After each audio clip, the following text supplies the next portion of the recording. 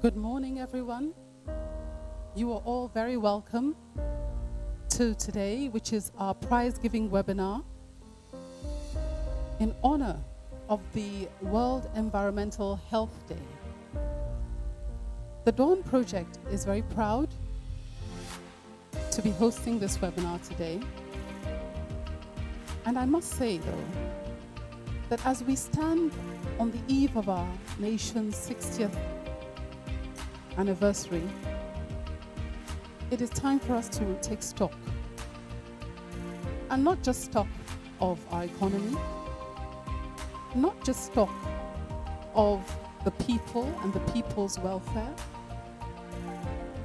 but also taking stock of the world in which we live in, the world around us which we inhabit. How are we doing there? I must say that, to be frank, we should actually all be panicking, because the world is currently on the edge of an existential crisis, one that could consume us and actually our generations to come, one that actually could make us extinct as a species. There is so much in terms of damage that we as human beings have done to the climate, to the world, in terms of the pollution we provide, the air pollution, the water pollution. In fact, if you look around in every sense.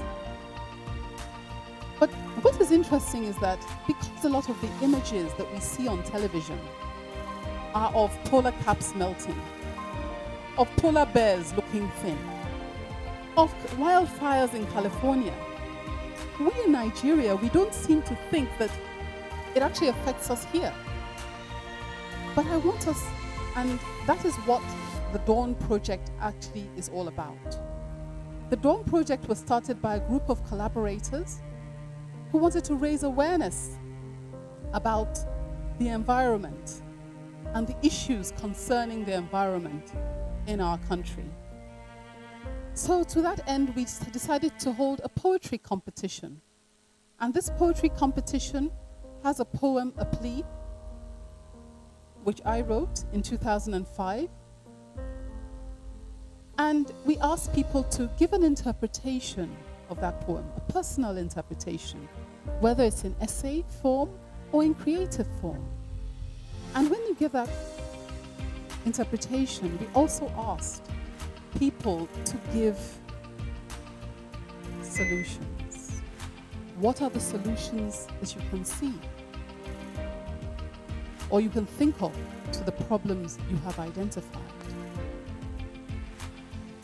Now, we came and we were amazed at the overwhelming response to the competition. We had 1,643 submissions, which is tremendous. And I know some of the candidates are here with us at Freedom Park.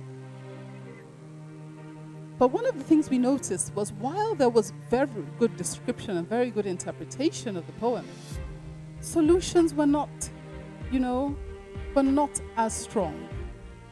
And so we thought, how can we bring solutions? How can we talk about solutions? How can we create solutions? Because I must tell you, all the solutions are not there. And more importantly, how can we implement them in our country? So we decided to hold this webinar as a hybrid webinar here in the very renowned Freedom Park, as well as online. And we know we have over 1,000, well over 1,000 by the time I checked last, people who had registered for this webinar from all over different parts of the world. So, what are we to expect today? We are here to look for solutions, provide solutions. And it's not going to just be a talk shop. What we are hoping for is that every one of us, all of us in this room and all of us online will leave here and go and find out or find a way in which we can personally implement solutions to change our world, positively impact our world. We also want to announce the fact that we have started an initiative called Niger Trees for Life, where we're giving away 250 trees. And on the chat, we will put the link to the Trees for Life, so you can go in there and apply. If you want a tree, we will get a tree to you if you're in Lagos. And for those who have taken the time to come here today, we have trees for you. So anyone who is interested in collecting trees can meet Abisola and collect a tree when they want to take home to plant. They're available. Now, also interestingly, we've had a lot of questions about the Trees for Life, or saving the trees in Ikoyi. And I'll say that anybody who is interested can always ask with the people who are going to be talking about it later on, and can ask the panelists about this issue and all the issues, renewable energy, recycling, as well as the importance of biodiversity and trees will all be addressed in this webinar.